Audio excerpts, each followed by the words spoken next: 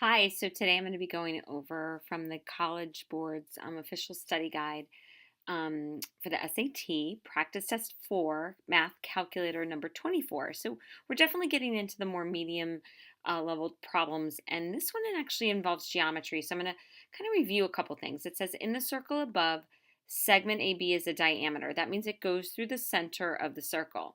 So I'm going to put a dot there to indicate the center, and it says if the length of arc ADB, so the length of this arc. Now, I know some of you might want to say it's 180, but that's the measure of the arc.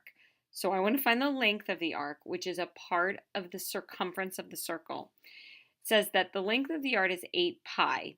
What is the length of the radius of the circle? So you could do this a couple of different ways.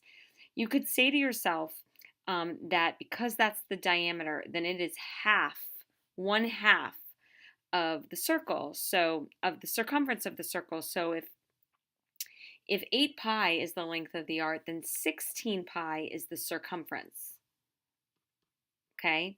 Because you double it. And we know that the formula, which is given by the SAT on the front page of formulas, is 2 pi r. So circumference is equal to 2 pi r.